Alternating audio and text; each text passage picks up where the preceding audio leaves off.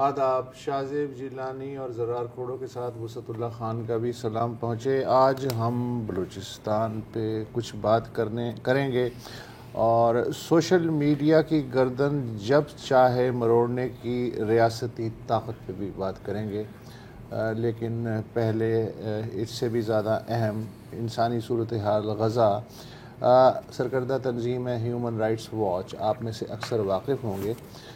اس نے اپنی تازہ رپورٹ میں اسی بات کی تصدیق کی ہے جو ہم کئی ہفتے سے کرتے آ رہے ہیں، یعنی اسرائیل غزہ میں عام آدمی کو بھوکا مارنے کے جنگی جرم کا مرتکب ہو رہا ہے. رپورٹ کے مطابق خوراک، پانی، ایندھن کی رسد کو جان بوجھ کے روکا گیا ہے. انسانی امداد کی راہ میں رکاوٹیں کھڑی کی گئی ہیں.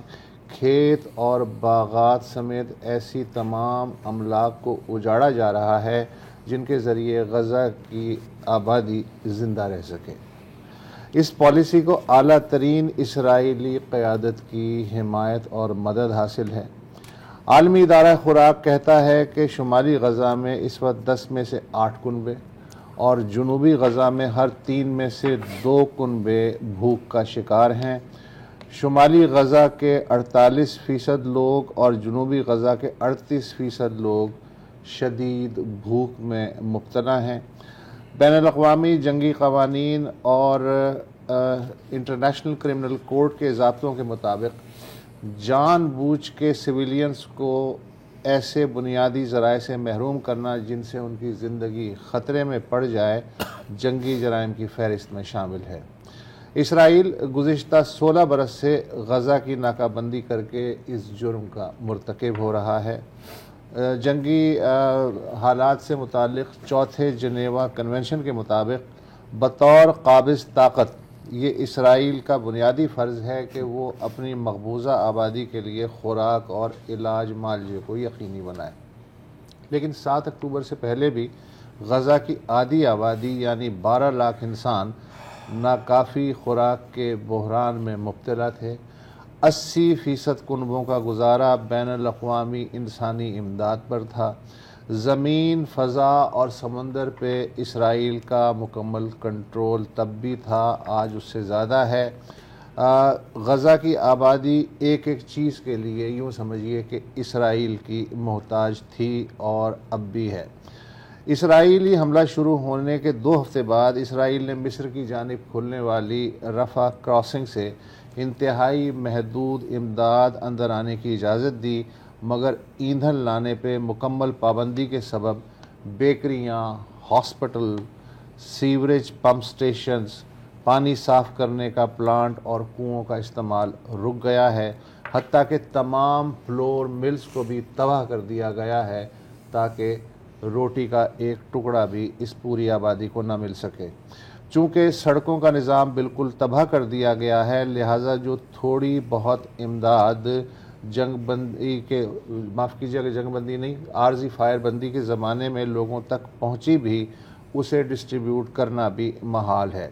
یہ خطرہ دن بدن نہیں بلکہ گھنٹوں کے حساب سے سر پہ منڈلا رہا ہے کہ اگر غزہ کے شہری بم باری سے نہ مرے تو بھوک سے ضرور مر جائیں گے. بھوک سے مریں، بمباری سے مریں، بیماریاں پھیلاؤ تاکہ اور لوگ کمزور ہوں، اور اگر کوئی زخمی ہو جائے یا بیمار ہو جائے تو علاج ناممکن کریں. اسی لیے ہسپتالوں کو ہر قسم کی حد کو پار کر دیا گیا ہے. لیکن یہ جو پچھلے روز کمال ادوان ہسپتال میں ہوا شمالی غزہ میں، اس کی مجھے کوئی حالیہ دہائیوں میں مجھے اس کی کوئی مثال نہیں ملتی. پہلے کیا ہوا کہ اسرائیلی فوجی وہاں پر گھسے کیونکہ آپ کو پتا ہے کہ جو ہسپتال ہیں وہ ریفیوجی کیمپ بھی بنے ہوئے ہیں نا، جو اور کوئی چھپنے کی جگہ نہیں ہے. لوگ کہتے ہیں کہ شاید یہاں پر ہم قدر محفوظ ہوں، لیکن ظاہر ایسے نہیں ہے. تو کمال ادوان ہسپتال میں اسرائیلی فوج داخل ہوتی ہے. جو لوگ وہاں پر پناہ لے رہے ہیں ان کو کہا جاتا ہے کہ آپ جائیں ہاسپٹل کے گراؤنڈز میں. اچھا، نرسز، ڈاکٹر، سٹاف سب کو وہاں بھیج دیا. اور پھر کیا کیا، وہ خیموں میں تھے وہاں پر، سردی میں، بارش بھی ہو رہی تھی، اور ان پر بلڈوزرز چلا دیے. یہ کچھ فوٹیج ہے. زیادہ جو فوٹیج ہے ہم دکھا بھی نہیں سکتے کیونکہ لوگوں کی ٹکڑے کیے گئے ہیں. جو بچ گئے ان کو زندہ دفنایا گیا. درجنوں لوگ, ہمیں نہیں پتا کتنے لوگ. ہمیں صرف اس خبر کا بھی کہاں سے پتا لگا ہے, کیونکہ وہاں پر جرنلسٹ انس الشریف ابھی بھی موجود ہیں, اور انہوں نے کہا ہے کہ خیموں کو بلڈوز کیا گیا, کیٹرپلر کے بلڈوزرز جن کی ہم پہلے بھی بات کر رہے تھے, اور لاشیں جو ہیں کیونکہ وہ آدھی دفنائی ہوئی ہیں اور آدھی نکلی ہوئی ہیں اور ٹکڑوں میں ہیں, تو وہاں کے علاقے کے جو بھوکے کتے بلیاں ہیں وہ آ کر کھا رہی ہیں, اور وہاں پر کوئی ہے بھی نہیں جو ان کو روک سکے.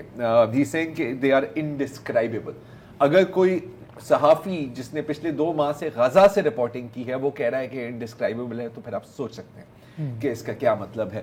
اس کے بعد کمال اڈوان کے جو ڈاکٹرز تھے انہوں نے ایک پریس کانفرنس کی, کرنے کی کوشش کی, اگر وہ پریس کانفرنس کی فوٹیج یہ جس کے دوران اسرائیلی فائرنگ شروع ہو گئی اور ان کو وہاں سے فرار ہونا پڑا. ڈاکٹرز پر جنگ اور ہسپتالوں پر جنگ جاری ہے. آج کی ہی بات ہے کہ ڈاکٹر ہانی الحسام جو شفا کے ایمرجنسی ڈپارٹمنٹ کے ہیڈ تھے ان کو قتل کیا گیا. ان کی اہلیہ ڈاکٹر سمیرہ اور ان کے 5 بچوں شرین, تیا, سمیر, وفا اور سارہ کو ملا کر ایک سٹرائک میں اس پورے خاندان کو وائپ آؤٹ کیا ہے.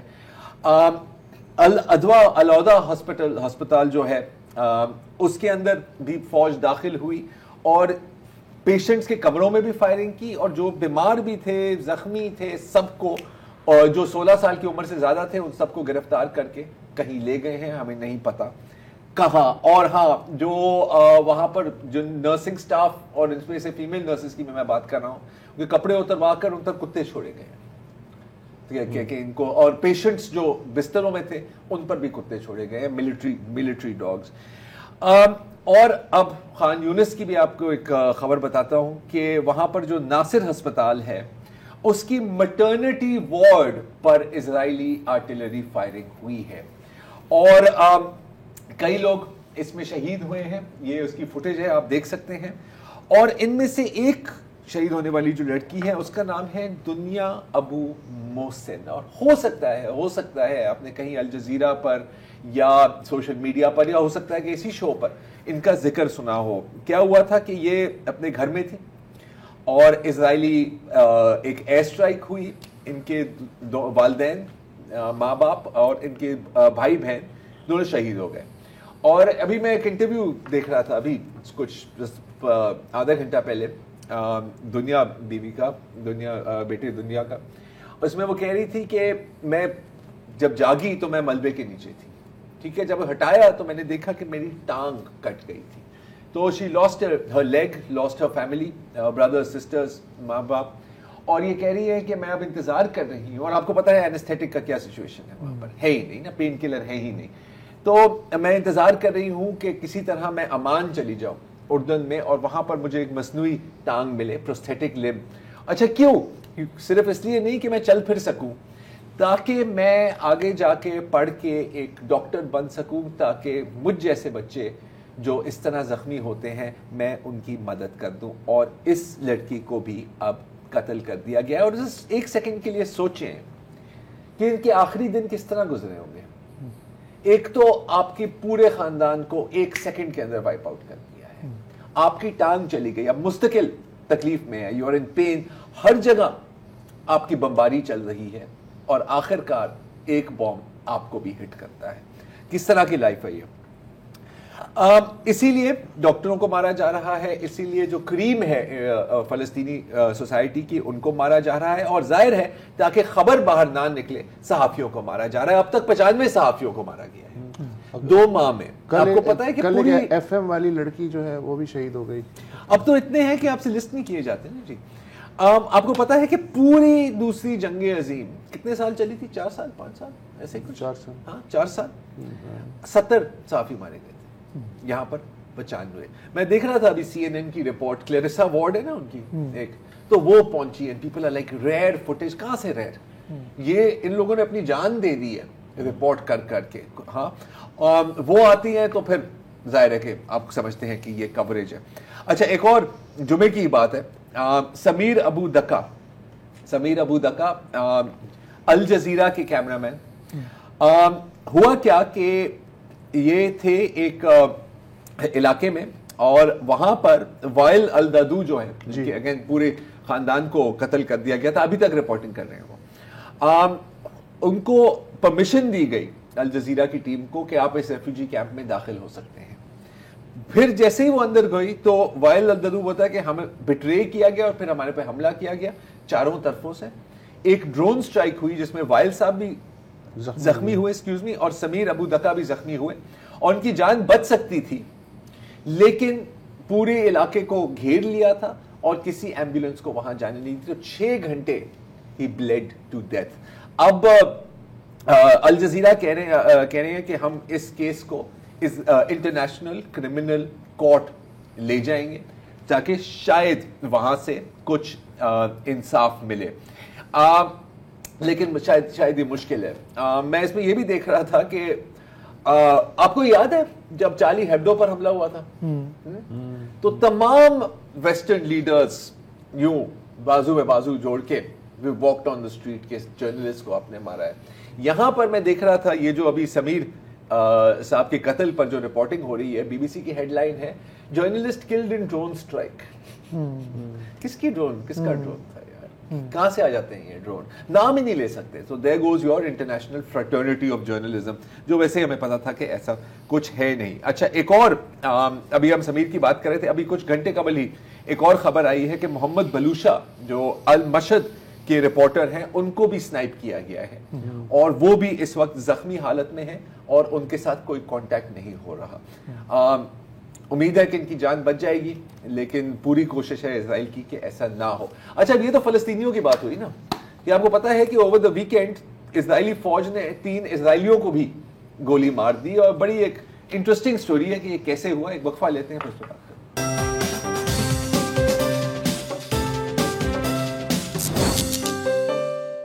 Welcome back. اب جیسے آپ کو پتا ہے 7 اکتوبر کے حملے میں حماس نے کئی اسرائیلی شہریوں کو یرغمال کیا تھا, ان کو غزہ میں مختلف مقامات پر چھپایا گیا تھا, کچھ ریلیز ہو گئے ہیں, اور ابھی خبر آئی ہے اوور دا ویکینڈ کہ 3 اسرائیلی قیدیوں کو ہلاک کیا گیا ہے, لیکن حماس نے نہیں, اسرائیلی فوج نے. اچھا ابھی کیسے ہوا, ایک بڑی انٹرسٹنگ کہانی ہے. ان کے نام ہیں الون شمریز, سامر فواد اور یوتام ہائم. ٹھیک ہے, تقریباً لیٹ 20s میں تھے, ایک ہی جگہ سے ان کو اٹھایا گیا تھا. یہ کسی طرح بھاگ گئے. بمباری ہو رہی ہے, جھڑپیں چل رہی ہیں, ظاہر ہے کیوس کنفیوژن میں. اب ان کو پتا تھا کہ یار اسرائیلی فوج ہے, ہو سکتا ہے ہمیں گولی مار دی, تو انہیں کیا کیا, انہوں نے اپنی قمیضیں اتار دی. اچھا وہ اس لیے دکھانے کے لیے کہ جی ہم نے کوئی ویسٹ نہیں پہنی ہوئی, اور کہیں سے ان کو کوئی سفید کپڑا مل گیا تھا تو کسی ٹہنی کے اوپر یا کسی ڈنڈے کے اوپر باندھ کر یوں اڑا رہے تھے. دور ایک اسرائیلی سنائپر نے اپنے سکوپ میں دیکھا اور کہا کہ یار نہیں, آئی فیل تھریٹنڈ, اور تینوں کو ٹھک ٹھک ٹھک کر کے 2 کو مارا. ایک بھاگ کے بلڈنگ میں چلا گیا, اس کے پیچھے جا کے وہاں گولی ماری. شاباش, اور بھی بہتر, رائٹ. اب پھر کیا ہوا, اچھا پھر پتہ کیسے لگا, کیونکہ وہاں پہ تو قتل عام ہو رہا ہے.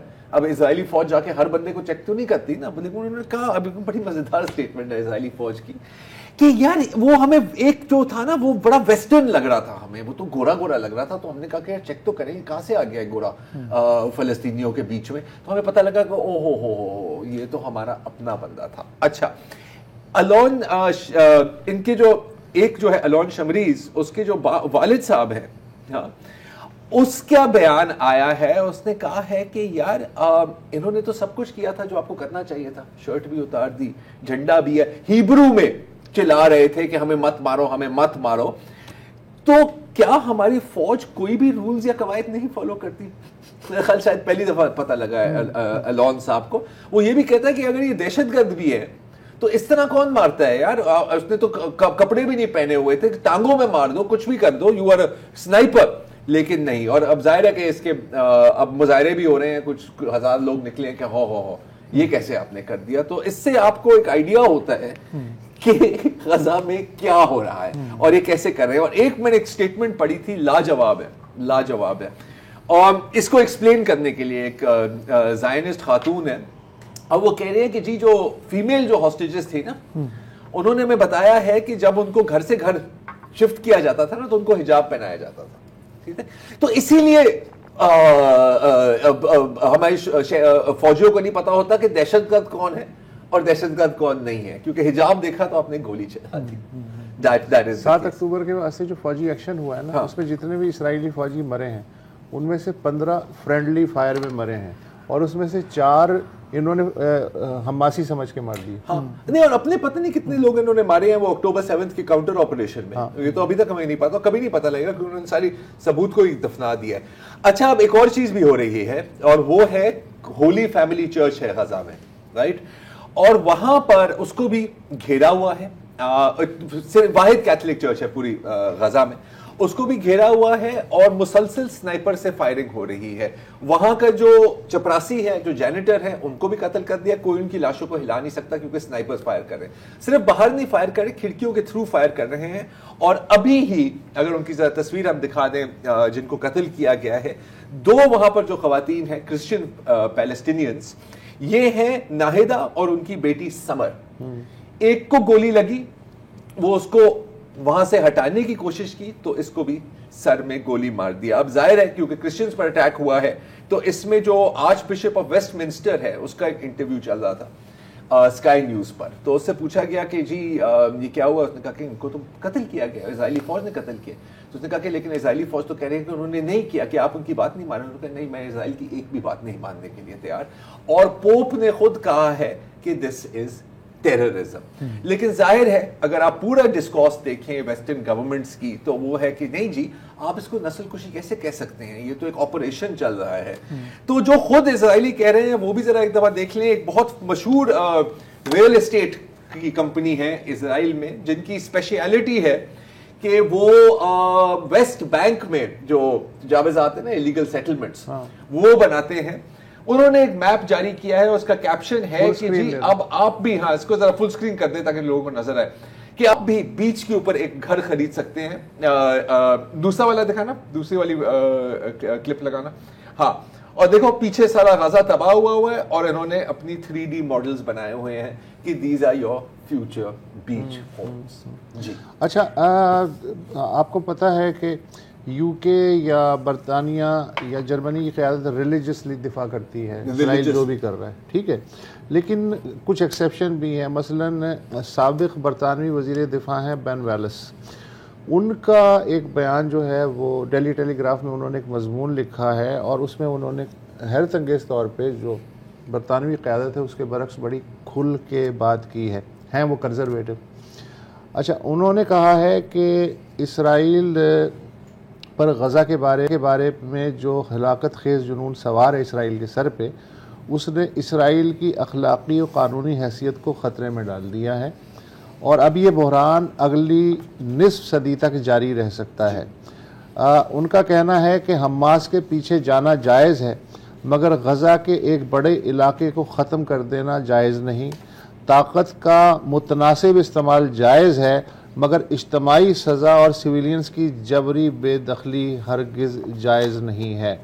ان کا کہنا ہے کہ مجھے یقین ہے, اور یہ بڑی انٹرسٹنگ بات کی انہوں نے بین ویلس نے, کہ 7 اکتوبر کے واقعات سے چونکہ نیتن یاہو بے خبر تھے, لہٰذا وہ اپنے اندر شدید سے شرمندگی محسوس کر رہے ہوں گے, اور اس شرمندگی کو چھپانے کے لیے جن اقدامات پہ وہ اتر آئے ہیں ان سے لگتا ہے کہ وہ طویل المیعاد جو اپنی کارروائیاں ہیں ان کے اثرات کی جو سنگینی ہے وہ ہرگز نہیں سمجھ پا رہے.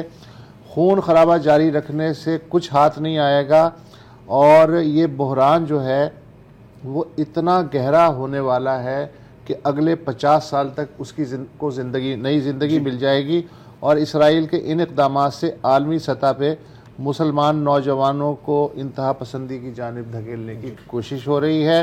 اسرائیلی حکومت کے ترجمان ہیں, انہوں نے اس بیان پہ آئلون لیوی صاحب, انہوں نے کہا ہے بڑے افسوس کی, بہت افسوس کی بات ہے کہ یہ آپ ایسی باتیں پتہ. ایک اور چیز ہو رہی ہے یہاں پہ وسط, آئی مین صحیح ہے کہ اس نے اپنے دل سے لکھا ہے, لیکن ایک اور چیز ہو رہی ہے جو میں تھوڑا سا نوٹ کر رہا ہوں کہ لوگ اپنی تھوڑی سی ڈائریکشن چینج کر رہے ہیں. میں بات کر رہا ہوں جو ان کی گورنمنٹ میں ہے یا جو ان کے ٹاپ آفیشلز ہیں, اور ان قریب جیسے یہ چیزیں سامنے آ رہی ہیں نا, ان قریب ایک دن شاید آئے کہ وہی لوگ جو کہتے تھے, جو تالیاں بجا رہے تھے اسرائیل کی کارروائی پہ, وہ کہیں گے نہیں جی ہم تو پہلے دن سے. بھائی جان, برطانوی وزیر خارجہ ڈیوڈ کیمرون اور جرمن وزیر خارجہ انہوں نے مشترکہ بیان جاری کیا ہے کہ سویلینز کا بہت زیادہ چونکہ جانی نقصان ہوا ہے, لہٰذا ایک پائیدار جنگ بندی کی فوری ضرورت ہے.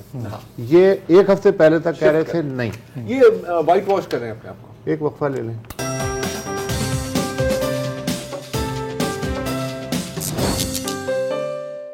پروگرام میں واپس خوش آمدید. اب تک آپ نے سنا کہ غزہ کے علاقے میں اسرائیل کا قتل عام اور بمباری سے وہاں سے کیا حالات ہیں. پروگرام میں اب کچھ بات کریں گے کہ اپنے ملک کے اندر کیا ہو رہا ہے, اور بات کریں گے بلوچستان کی, جہاں پیپلز پارٹی نے تربت میں ایک ورکرز کنونشن کیا ہے. آصف علی زرداری صاحب وہاں پہنچے, انہوں نے روایتی بلوچ جو ڈریسنگ ہوتی ہے وہ کی. اس موقع پر سابق وزیر داخلہ سرفراز بگٹی نے پیپلز پارٹی میں اعلان کیا. بظاہر یہ لگ رہا ہے کہ باپ پارٹی بنانے والوں نے اپنے نگینے جو ہیں وہ کچھ بکھیرنے کا پروگرام بنایا ہے. کچھ چلے گئے نون لیگ میں, کچھ بیٹے ادھر, کچھ آ گئے اب پیپلز پارٹی میں. ٹکڑے ہزار ہوئے, کوئی یہاں گرا کوئی وہاں گرا. ہاں, تو باپ پارٹی اپنے جو پہلے جو اس کا شکل تھی اب اس سے وہ ہٹ رہی ہے. سرفراز بگٹی کی پیپلز پارٹی میں شمولیت پر مختلف قسم کی قیاس آرائیاں ہیں. کافی لوگوں کا خیال تھا کہ وہ نون لیگ میں جائیں گے, لیکن آخر میں انہوں نے, جن سے وہ مشورہ کرتے ہوں گے شاید, انہوں نے ان کو یہی مشورہ دیا ہوگا کہ آپ پیپلز پارٹی میں جائیں. تو ان کو وہاں ویلکم کیا گیا ہے. پیپلز پارٹی میں ہم جانتے ہیں کہ پہلے ہی بلوچستان کے 2 سابق وزرائے اعلیٰ شامل ہیں, جن میں قدوس بزنجو ہیں اور ثناء اللہ زہری ہیں. بگٹی صاحب کے بارے میں بھی کہا جا رہا ہے کہ ان کے بھی بڑے عزائم ہیں. یہ اب وقت بتائے گا کہ ان کا الیکشن کس طرح سے ہوتا ہے, آگے کیا ہوتا ہے. اپنے اس خطاب میں آصف زرداری صاحب نے ایک مرتبہ پھر بات کی بلوچ کے غم کی, ان کے دکھوں کا مداوع کرنے کی. اس قسم کی سپیچز وہ ہر الیکشن میں جب وہ جاتے ہیں بلوچستان تو وہ کرتے آئے ہیں. ماضی میں آپ کو یاد ہوگا ایک دفعہ جا کے انہوں نے بلوچوں سے معافی بھی مانگی تھی, لیکن بلوچستان کا کوئی ایک مسئلہ بھی حل نہیں ہوا. آج انہوں نے کیا کہا, ذرا اس کی ایک جھلک دیکھ لیتے ہیں. یہ بلوچستان جس کو پاکستان نے سمجھا ہی نہیں, دوستوں نے سمجھا ہی نہیں, اسلام آباد اس کو سمجھتا نہیں ہے. پہلے بلوچستان پھر دوسری چیز ہے, اس لیے کہ یہاں کا غم ہے, یہاں میں دکھ ہے. لوگوں نے یہاں لوگوں کو بھلایا ہوا ہے, یہاں کے جوان بھائیوں کو بھلایا ہوا ہے, یہاں کے لڑکوں کو بھلایا ہوا ہے, اور وہ بھول میں ان کے ساتھ چل رہے ہیں. اور میں چاہتا ہوں کہ وہ واپس آئیں. میں چاہتا ہوں کہ سب واپس آئیں, سب اپنے اپنے گھر رہیں. ہم ان کی یہاں بیٹھ کے خدمت کریں گے انشاءاللہ. یہ دوسرے ملک ہمیں نہیں پال سکتے, نہ سنبھال سکتے. تو بلوچستان کے دکھوں کا جب ذکر ہوتا ہے تو گھما پھرا کے تو سبھی بات کر لیتے ہیں, لیکن وہاں کا جو اصل بڑا مسئلہ ہے وہ ہے لاپتہ بلوچوں کا, وہاں پہ جبری گمشدگیوں کا, وہاں پر یہ جو الزامات لگتے ہیں جعلی پولیس مقابلوں کا. جس مقام پہ پیپلز پارٹی نے آج یہ جلسہ کیا, آپ کو یاد ہوگا کہ 23 نومبر کو تربت کے اسی علاقے میں ایک نوجوان کی موت ہوئی تھی. الزام یہ سامنے آیا کہ سی ٹی ڈی کے اہلکاروں نے پہلے اسے گرفتار کیا, اسے کسٹڈی میں رکھا, اور پھر اس سمیت 3 اور نوجوانوں کی لاشیں ملی اور کہا گیا کہ یہ پولیس مقابلے میں مارے گئے ہیں. بالاچ بلوچ کے اس قتل کے بعد علاقے میں سخت غم و غصہ تھا. ہم نے یہ رپورٹ بھی کیا کہ وہاں پر شٹ ڈاؤن سٹرائک رہی کئی علاقوں میں. ان کے لواحقین نے اور لوگوں نے جو اس پورے معاملے سے متاثر ہوتے آئے ہیں انہوں نے دھرنے دیے, لیکن کوئی مداوع نہیں ہوا. حکومت سے کوئی ایشورنس نہیں ملی, ان کی مرضی کی ایف آئی آر تک داخل نہیں ہوئی. جس کے بعد انہوں نے فیصلہ کیا کہ اب ہم اپنا یہ کاروان اور یہ انصاف کی جو اپیل ہے یہ لے کر ہم آگے بڑھیں گے. تو اس کے بعد یہ جو مظاہرہ تھا, یہ جو ریلی تھی, یہ آگے بڑھتے گئے. انہوں نے کوئٹہ کا رخ کیا, راستے میں رکاوٹیں آئیں, انہیں ہراساں کیا گیا, انہیں دھمکیاں ملتی رہیں. لیکن یہ درجنوں فیملیز ہیں جو اسی قسم کے دکھ لے کر جو ہے یہ پیدل نکلے ہیں. کوئٹہ یہ پہنچے, وہاں پہ انہوں نے 4 دن دھرنا دیا. انہیں اجازت نہیں ملی کہ آپ ادھر نہیں جا سکتے, وہاں نہیں جا سکتے. پھر بھی انہوں نے مزید لوگوں کے سے رابطے کیے, وہاں پہ یہ 4 دن رہے. پھر یہ اپنے مظاہرے ریلیاں نکالنے کے بعد یہ اپنا پرامن جو ان کا مارچ ہے, لانگ مارچ ہے, اس کا انہوں نے اسلام آباد کی طرف رخ کیا. بیچ میں FCC کی چیک پوسٹیں بھی آئیں. یہ کوہلو پہنچے, وہاں پر کہا گیا کہ جی چھاپے مارے گئے, جو لوگ ان کو فیسیلیٹیٹ کر رہے ہیں, جو ان کی میزبانی کر رہے ہیں, انہیں حراست میں لیا گیا, FIRs لانچ ہوئیں. پھر یہ بارکھان پہنچے. بارکھان کے بعد سبی کی انتظامیہ نے بھی انہیں دھمکانے کی کوشش کی کہ آپ پلٹ جائیں ورنہ آپ کے ساتھ برا سلوک ہوگا, لیکن یہ بڑھتے بڑھتے اب یہ ڈیرہ غازی خان پہنچے ہیں. وہاں پر بھی رپورٹس یہ ہیں کہ ان کے آنے سے پہلے جو نوجوان طلبہ طالبات ان کو ریسیو کرنے والے تھے انہیں اریسٹ کیا گیا, انہیں دھمکیاں دی گئیں, لیکن اس کے بعد بہرحال کچھ کو چھوڑ دیا گیا ہے, لیکن وہاں پر کچھ خواتین کو بھی پکڑ کے بٹھا دیا گیا. لیکن ڈرائے دھمکانے کے باوجود بھی ڈیرہ غازی خان میں انہوں نے اپنا ایک جلسہ کیا, لوگوں سے رابطہ کیا. اس قافلے کی جو اگلی منزل ہے وہ توسا ہے. توسا کے بعد وہ ڈیرہ اسماعیل خان بھی جائیں گے. اس میں جو لوگ شامل ہیں, جو درجنوں خاندان ہیں, ان میں سے کچھ کی ہماری بات بھی ہوئی اور انہوں نے کہا کہ یہ صرف بلوچوں کے لیے نہیں ہے, ہم ایسے علاقوں سے بھی گزرے ہیں جو پشتون علاقے ہیں, اور ہمیں ہر جگہ سے جو ینگ لوگ ہیں ان کی حمایت مل رہی ہے, سپورٹ مل رہی ہے. ہم پرامن طور پہ آگے بڑھ رہے ہیں, یہ ہمارا بنیادی حق ہے, اور ان کی آخری منزل جو ہے وہ اسلام آباد پہنچنا ہے. اچھا, یہ اس سے پہلے آپ کو یاد ہوگا ماما قدیر جی 2-3 سال پہلے وہ بھی پیادہ جی کوئٹہ سے جو ہیں اسلام آباد گئے تھے, اور اتنا لانگ مارچ پاکستان کی ہسٹری میں اتنا طویل, بہرحال وہ پہلا تھا.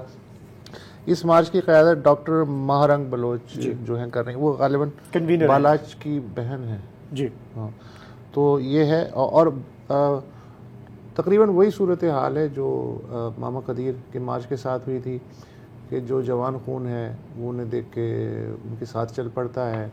باقی لوگ جو ہیں وہ ظاہر ہے کہ اپنا اپنا بھی دیکھتے ہیں.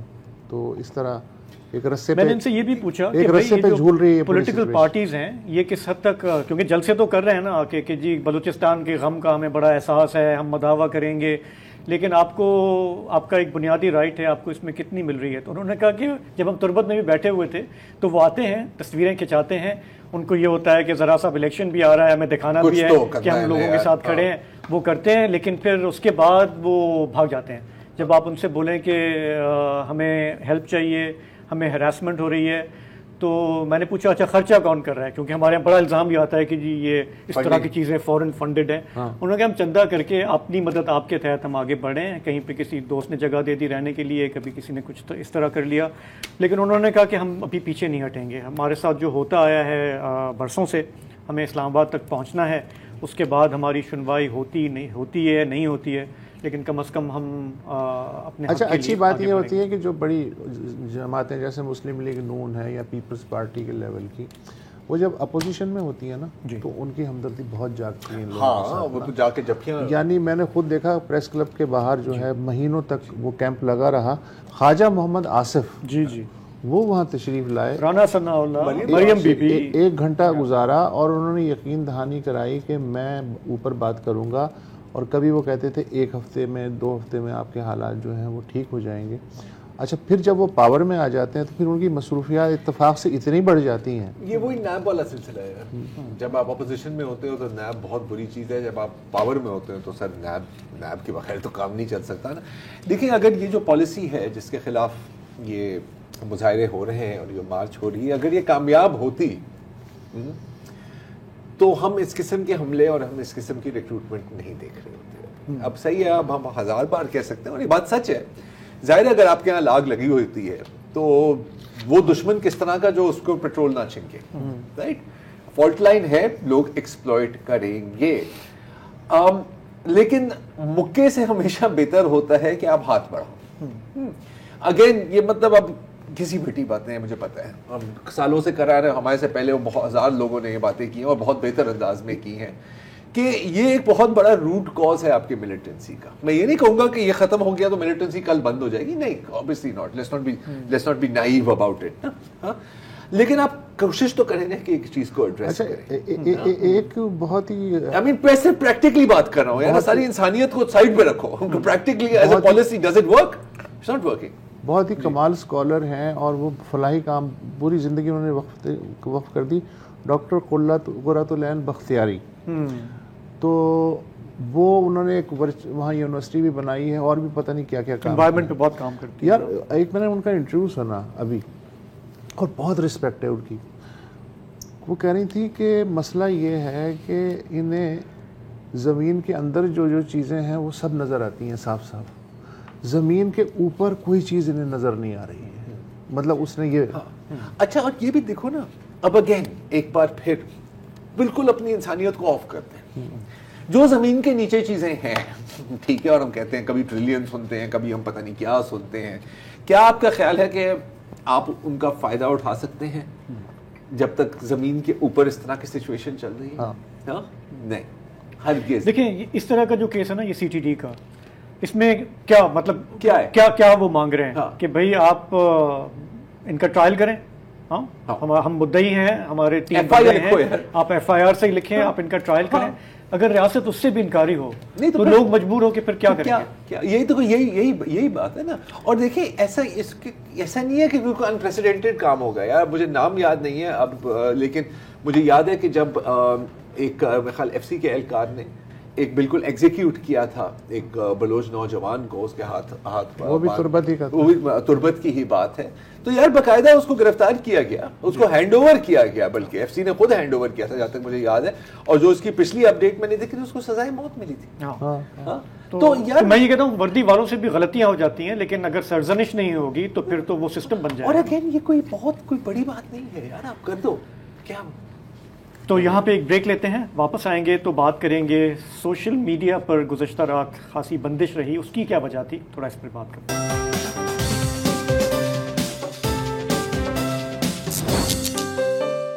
جی, تو ہم جانتے ہیں کہ الیکشن کا شیڈیول آ چکا ہے اور ملک آہستہ آہستہ الیکشن کی طرف بڑھ رہا ہے, لیکن ایک پارٹی جس پر بڑی پابندی ہے, جو پچھلے 6-7 ماہ سے عطاب میں رہی ہے, وہ پی ٹی آئی ہے. انہیں پنجاب میں, بلوچستان میں جلسے نہیں کرنے دیے گئے, ان کے لوگوں کو مسلسل پکڑا جا رہا ہے.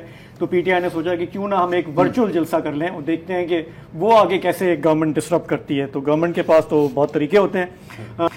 کل جب یہ جلسہ شروع ہوا تو اس وقت میں آپ کو بتاؤں, میں گھر پہ یوٹیوب پہ وہ دیکھ رہا تھا کابلی پلاؤ, میں نے وہ دیکھا نہیں تھا, میں وہ دیکھ رہا تھا, اچانک وہ بفر ہونا شروع ہو گیا. میں نے کہا کیا ہو رہا ہے, ادھر ادھر کیا تو پتہ چلا کہ ایوری تھنگ از ڈاؤن. پتہ چلا کہ جی وہ پی ٹی آئی کا جو جلسہ ہے اس کو ناکام بنانے کے لیے کہیں کوئی حرکت میں آیا ہے, اور پی ٹی آئی اور پی ٹی اے اور پی ٹی اے شاید پی ٹی اے حرکت میں آیا ہو. تو پتہ یہ چلا آپ کا خراب کر دیا کابلی پلاؤ. پھر میں نے وی پی این لگا کے کہیں اور دیکھ لیا, لیکن کہنے کا مقصد یہ کہ بعد میں جب میں نے چیک کیا کہ بھائی یہ جو ورچوئل جلسہ تھا کیا اس میں, تو بھائی یہ تو ایک انٹرنیشنل لیول کا جلسہ تھا. اس میں امریکہ سے مختلف جگہوں سے لوگ موجود تھے. ہمیں ایسے لوگ نظر آئے جو ابھی ٹی وی پہ نظر ہی نہیں آتے, بڑے عرصے بعد نظر آئے اسکرین پہ. شہباز گل صاحب, مزمل اسلم صاحب, تیمور جھگڑا صاحب, زلفی بخاری اور سرتاج گل اور مونس الہی جو باہر بیٹھے ہوئے ہیں وہ بھی اس میں تھے, علی محمد خان تھے, فردوس نقوی تھے, قاسم سوری تھے, اعظم سواتی تھے. یہ سارے وہ نام جو ویسے 24 گھنٹے ہماری اسکرین پہ ہوتے تھے لیکن اب ان پر بین ہے, لیکن وہ گل اس جلسے میں موجود تھے. لیکن پتہ ہی کیا چلا کہ جی کہ یہ کیوں ہوا ہے. تو پی ٹی اے نے کہا جی ہم نے تو کچھ بھی نہیں کیا, لیکن اب پوری دنیا میں یہ خبریں چھپ چکی ہیں کہ پاکستان میں ایک پارٹی کا ورچوئل جلسہ روکنے کے لیے, اب پتہ نہیں عمر سیف صاحب آئی ٹی منسٹر ہیں, شاید وہی جواب دیں گے کہ کیا ہوا نہیں ہوا. اچھا, اس میں مزے کی بات کیا تھی, وہ خان صاحب کی ایک اے آئی والی وائس میں ایک سپیچ آپ دیکھیں. یہ پارٹی امیزنگ, یہ سب سے 3 قدم آگے ہے, 10 قدم.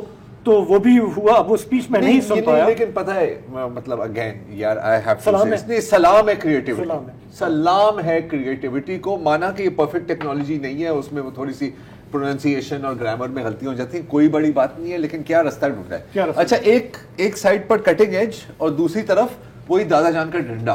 جی بند کر دو. اچھا, یہ ہم نہیں کہہ رہے کہ کسی نے بند کیا, ہم کون ہوتے ہیں کہنے والے. نیٹ بلاکس ہے ایک ادارہ, عالمی ادارہ ہے جو ان طرح کی چیزوں کو مانیٹر کرتا ہے کہ یار ابھی روانڈا نے بند کر دی, چین نے بند کر دی, یہ کر دی. ان کے مطابق کہ پتہ نہیں کیسے انہی 7 گھنٹوں کے لیے انٹرنیٹ ڈاؤن تھی پر ایک دم دوبارہ واپس آ گئی. تو اسامہ خلجی ہمارے ڈیجیٹل رائٹس ایکٹیوسٹ ہیں, وہ ان چیزوں کو باریک بینی سے دیکھتے ہیں. اسامہ, آپ نے جتنا دیکھا بتائیں ہوا کیا تھا اور کس نے کیا بھائی؟ جی بالکل، ہم نے دیکھا ہے کہ نیٹ بلاگز کے میٹرکس کے مطابق یوٹیوب، ٹویٹر، انسٹاگرام اور فیس بک پہ بندش تھی، بلاک تھا یہ سارے پلیٹ فارمز. اور بلکہ مجھے ایسے پتا چلا کہ کافی لوگوں نے کانٹیکٹ کرنا شروع کر دیا کہ کیا بات ہے، کیوں بند ہے. اور پھر وی پی این لگا کے پھر ہمیں چیک کرنا پڑا تو دیکھا کہ اصل میں جو ہے نہیں چل رہی یہ ساری ویب سائٹس، کیونکہ اسی وقت پہ پی ٹی آئی کا یہ ورچوئل جلسہ ہو رہا تھا. ابھی اس پہ ہمیں ٹرانسپیرنسی کی بھی ضرورت ہے کہ کیوں یہ اسی وقت انٹرنیٹ خراب ہوتا ہے جب پی ٹی آئی کا کوئی ایونٹ ہو رہا ہوتا ہے آن لائن، یا کہیں اور پی ٹی ایم یا کسی اور کی پروٹیسٹ ہو رہی ہوتی ہے، تو پھر آپ سوشل میڈیا کو بند کر دیتے ہیں. لیکن پھر پی ٹی آئی آگے سے کہہ رہی ہے کہ ہم نے کچھ نہیں کیا، تو پھر یہ کس نے بند کیا ہے؟ حکومت ہمیں یہ بھی بتائے کہ کس طرح سے بند ہوا ہے. تو یہ تو ایک ٹرانسپیرنسی کی ضرورت ہے. لیکن ایک بگر پکچر میں ہمیں یہ نظر آتا ہے کہ ایک پاکستانی شہریوں کا جو right to freedom of association ہے، رائٹ ٹو فری اسپیچ ہے، اور right to access to information ہے، یہ سارے حقوق انڈرمائن کیے جا رہے ہیں انٹرنیٹ بند کر کے، لوگوں کو جلسے اجازت نہ دینے کے، اور پھر اسی طرح جو ہم دیکھتے آ رہے ہیں لیڈرز کو اریسٹ کرتے جا رہے ہیں. تو جو آئینی حقوق ہیں، اسامہ حالات دیکھیں، اسامہ حالات اتنے برے بھی نہیں ہیں. دیکھیں سب سے پہلے نمبر پہ ایران ہے، اس کے بعد انڈیا ہے، تب کہیں جا کے ہم تیسرے نمبر پہ آتے ہیں. برے حالات نہیں ہیں. اسامہ میں ایک اور آپ سے سوال پوچھنا چاہ رہا ہوں، کیونکہ آج میں صبح کو جب جاگا نا تو میرے ڈی ایم میں کوئی 5 ڈی ایمز آئے ہوئے تھے ٹویٹر پہ. ہاں، اور ایک بندہ کہہ رہا ہے کہ سر یہ مطلب جو الفاظ استعمال کر رہا ہے وہ میں نہیں یہاں پہ ریپیٹ کرنا چاہ رہا کیونکہ پیمرا آ جائے گا. لیکن وہ کہہ رہا ہے کہ یار میرے ایک پروجیکٹ میں نے بھیجنا تھا، وہ فری لانسر ہے.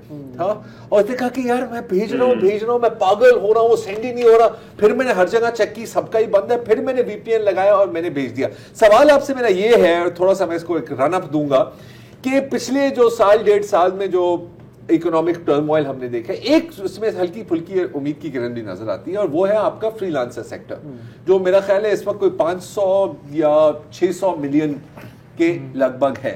اب جب ہم ایسے حرکتیں کرتے ہیں اور ایسے ظاہر ہے جس نے کوئی چیز بھی قومی سلامتی سے زیادہ اہم نہیں ہو سکتی، تو کتنا لاس ہوتا ہوگا اسامہ؟ کتنے مطلب خون جلتا ہوگا فری لانسرز کا؟ دیکھیں کچھ ایسٹیمیٹس تھے جب مئی میں 9، 10، 11، 12 مئی کو انٹرنیٹ بند کیا تھا پورے ملک میں پاکستان میں، تو بلینز آف ڈالرز کے لاسز ہماری اکانومی کی ہوئی تھی. لیکن اس میں ہم یہ نہیں میجر کر رہے کہ جب ہم یہ اس طرح انٹرنیٹ بند کرتے ہیں اس کی وجہ سے کتنی انویسٹمنٹ کم ہوتی ہے، کتنے پوٹینشیل لوگ جو پاکستان کی آئی ٹی سیکٹر میں انویسٹ کرنا چاہتے ہیں اور ہمارے فری لانسرز کے ساتھ کام کرنا چاہتے ہیں وہ نہیں آتے، کیونکہ وہ کہتے ہیں کہ اس ملک میں ہمیں کچھ نہیں پتا، کتنی انسرٹنٹی ہے کہ کب انٹرنیٹ بند ہو جائے، کب کون سی سروس بند ہو جائے. اور اس کی وجہ سے ہماری اکانومی، ہمارے جو پاکستانی آئی ٹی سیکٹر ہے اور جو ینگ لوگ اس میں گھر بیٹھے بھی آرام سے کام کر رہے ہیں، ان پہ یہ کتنا زیادہ امپیکٹ ہوتا ہے. اور اس کے علاوہ ہم دیکھتے ہیں کہ آپ کے جو ایک غریب طبقہ ہے جو رائڈرز کے طور پہ جو کریم، بائکیا وغیرہ، فوڈ پینڈا وغیرہ کا استعمال کرتے ہیں، ان پہ بھی بہت زیادہ امپیکٹ آتا ہے، اور اسمال بزنسز پہ بھی بہت زیادہ اس کا امپیکٹ آتا ہے. تو یہ تو ایک بالکل شارٹ سائٹڈ پالیسی ہے. میرے خیال سے کورٹس کو اس میں اسٹیپ ان کرنا چاہیے and once and for all اس کو بین کریں، تاکہ اس قسم کا جو یہ بالکل شارٹ سائٹڈ اپروچ ہے وہ پاکستان کی اکانومی کو اور ہمارے بنیادی حقوق کو بہت زیادہ امپیکٹ کرتے ہیں. اور یہ ایک پرانی سوچ جو ہے بالکل روک دینی چاہیے، کیونکہ سب لوگ وہ جلسہ دیکھیں گے، سب لوگ دیکھیں گے اسپیچز کیا تھی، اور جو پہلے لوگ نہیں دیکھ رہے تھے وہ بھی دیکھیں گے کہ اچھا یہ کیا ہوا ہے کہ یہ بند ہوا ہے. تو آپ اٹینشن اور آج میں انٹرنیٹ پہ ایک اوپینین اسامہ پڑھ رہا تھا کہ وہ تو روزانہ جلسہ کریں گے، تو کیا آپ روزانہ بند کریں گے؟ ہاں بالکل. تو یہ تو بالکل ایک شارٹ سائٹڈ پالیسی ہے، اس کا کوئی سر پیر نہیں ہے. پتہ نہیں کون استعمال کر رہے، اگر دماغ ہے بھی ان کا یا نہیں، لیکن اس طرح نہیں کرنا چاہیے. اس طرح کے سوال ہم نہیں پوچھتے. دیکھیے ایک اور بات یہ ہے، مجھے جو ڈر لگتا ہے نا کہ آپ کی وہی بات، سر الیکشنز کہا جا رہا ہے کہ الیکشنز ہونے والے ہیں، تو اس کا تو مطلب ہے کہ کیا ہر دوسرے دن پھر یہی ہوگا نیٹ بند یار. لیکن لیول پلینگ فیلڈ جو ہے نا، یہ الیکشن دیکھیں نا، یہ کون مانے گا کہ آپ اگر اس حد تک آپ چلے جائیں. مطلب مجھے بہت ایڈیوٹک لگتا ہے یہ. مطلب آپ تھوڑا سا آپ اس کو سیمبلنس تو دے دینا کہ ہلکی پھلکی سی کہ مطلب یہ نہیں، مطلب دیکھو مطلب اس کو किसी भी जाविये से देख के आप जस्टिफाई नहीं कर सकते ना। मतलब कुछ चीजें चले आप जस्टिफाई कर लें। अभी आज ये भी खबर आ गई कि पीटीआई के सेंट्रल लीडर्स जो हैं उनके आईडी कार्ड्स ब्लॉक कर दिए। हाँ, आईडी कार्ड ब्लॉक कर दिए। नहीं देखो, हर तरीका इस्तेमाल किया जाएगा। जहां तक लेजिटिमेसी ऑफ इलेक्शंस की बात है, किसी को कोई परवाह नहीं है, ठीक है। यार तुम मेहमान को बोलने नहीं दे रहे, लगता है इंडियन चैनल पे आया हुआ है। अर्नब गोस्वामी के प्रोग्राम में जी मैंने कहा इस पे पॉलिटिकल पार्टीज को भी शोर मचाना चाहिए, उनके मैनिफेस्टो में होना चाहिए कि हम अगर इख्तियार में आएंगे तो हम ये इंटरनेट पे जो ब्लॉग्स हैं और इंटरनेट को बंद करने की पॉलिसी है इसको हम नहीं रखेंगे। ये एक पब्लिक के सामने एक वोटिंग मैटर होना चाहिए कि हम इस वजह से भी इस पॉलिटिकल पार्टी को सपोर्ट करना। हाय, साइबर लॉ किसने बनाया था? चले, साइबर लॉ तो हर किसी ने बनाया था। यही नहीं, मंशूर की हद तक ये बातें बहुत अच्छी होती हैं। मैं बिल्कुल कहता हूँ हर बंदे के मंशूर में होना चाहिए। जब एक्चुअली इक्तिदार में आएंगे तो फिर देखेंगे। लेकिन उसामा 8 फरवरी तक हम आपको, मेरा ख्याल है, हर दूसरे दिन ज़हमत देते रहेंगे, मुझे लग रहा है। जी जी। और देखिए, ये तो कैंपेनिंग आप खराब करें लेकिन आप इकोनॉमी भी साथ खराब कर रहे हैं, तो उसका डबल एक वो इम्पैक्ट है जिसको हाईलाइट करने की बहुत ज्यादा जरूरत है। ठीक है, बहुत बहुत शुक्रिया उसामा साहब। ये था हमारा मुल्क भी क्या अजीब व गरीब मुल्क है। इसी के साथ हमें बस फिलहाल इजाजत दीजिए, कल आपके सामने दोबारा हाजिर होंगे। खुदा हाफिज, शब बखैर।